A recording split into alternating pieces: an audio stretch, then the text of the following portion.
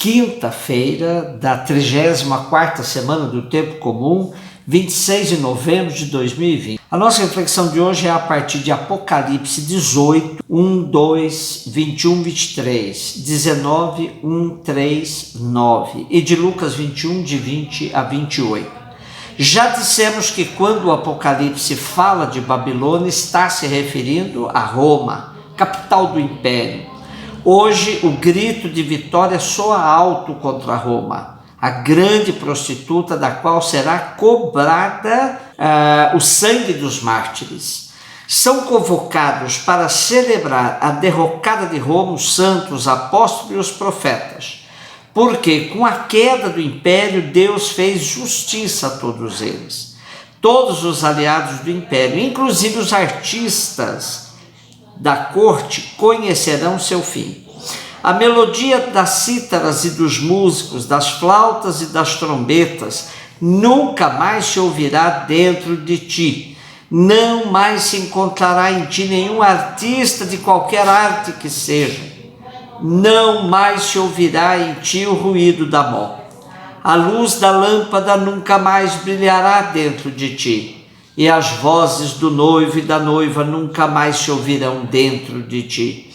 É o fim da festa dos zombadores, dos artistas da corte, dos que promovem grandes celebrações, como os comerciantes que funcionavam como magnatas da terra, ávidos por lucro, sugado dos pobres e dos pequenos. Em seguida vem a multidão dos que viviam oprimidos pelo império e que agora podia cantar aleluias de vitória. Ouvi no céu algo que parecia o alarido de uma multidão imensa que dizia aleluia. A vitória, a glória e o poder pertencem ao nosso Deus, porque Ele julga com verdade e com justiça. Porque Ele condenou a grande prostituta, a que corrompia a terra com sua devassidão, e lhe pediu contas do sangue dos seus servos. E diziam ainda, aleluia, o fumo do incêndio da cidade subirá pelos séculos dos séculos.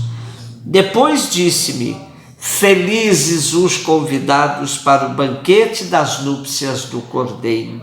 Toda a narrativa de Apocalipse vai sendo encaminhada para o dia da vitória do povo de Deus, simbolizada no banquete das núpcias do Cordeiro. Os cristãos precisam se alimentar de sonhos, de esperanças, para poder enfrentar a fúria da besta.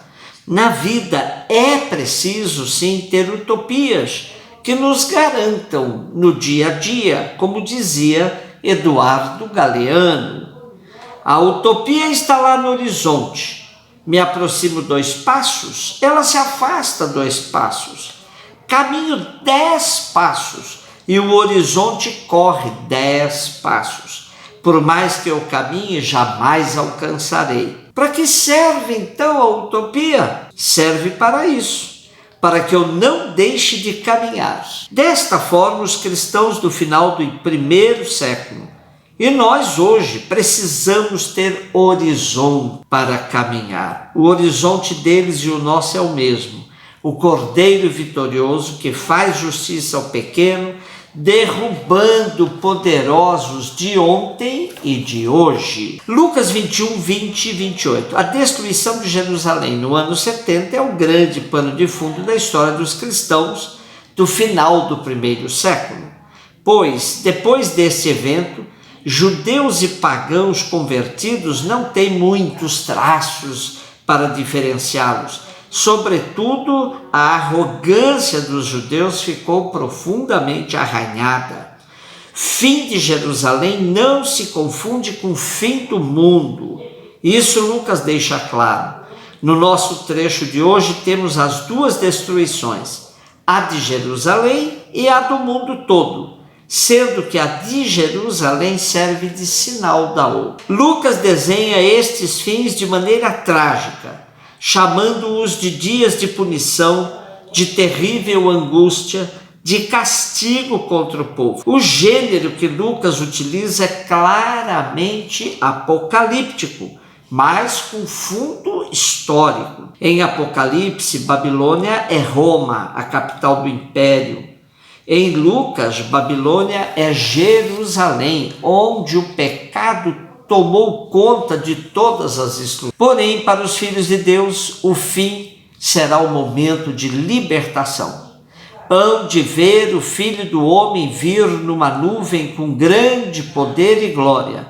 E quando todas estas coisas começarem a acontecer, cobrai ânimo e levantai a cabeça, porque a vossa libertação está próxima.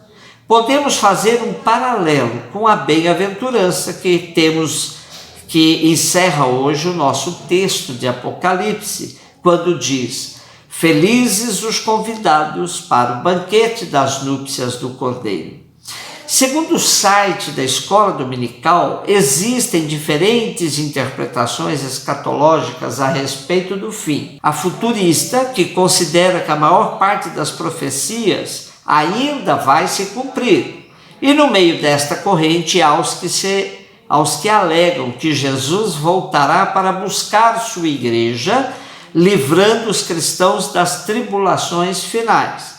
Há os que defendem que a igreja será arrebatada do meio das tribulações, e há os que afirmam que a igreja vai passar também pela grande tribulação. Tem os fundamentalistas que interpretam o Apocalipse como um livro histórico, cujos fatos já se cumpriram na sua maior parte. Há os chamados preteristas, que entendem que o Apocalipse já se cumpriu totalmente na época do Império Romano, incluindo a destruição de Jerusalém no ano 70.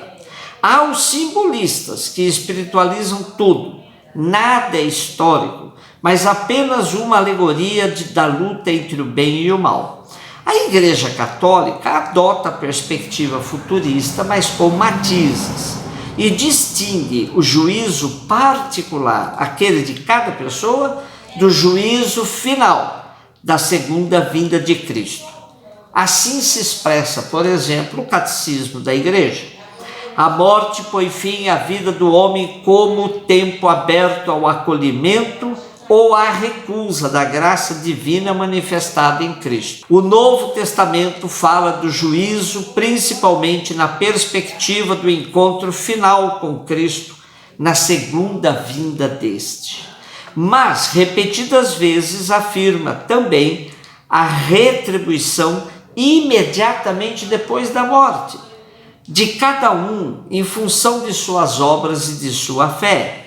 A parábola do pobre Lázaro e a palavra de Cristo na cruz ao bom ladrão, assim como outros textos do Novo Testamento, falam de um destino último da alma, pode ser diferente para uns e outros. E ainda, cada homem recebe em sua alma imortal a retribuição eterna a partir do momento da morte, num juízo particular que coloca a sua vida em relação à vida de Cristo, seja por meio de uma purificação, seja para entrar de imediato na felicidade do céu, seja para condenar-se de imediato para sempre. O que importa, e que isso é que é de fato o que é o nosso grande consolo. Primeiro, a certeza da ressurreição. E segundo, veja que belíssimo que a gente pode, de fato, ver, pressentir o momento final da seguinte maneira: no entardecer de nossa vida, seremos julgados sobre o amor, sobretudo aos pequenos e pobres. Um beijo no seu coração.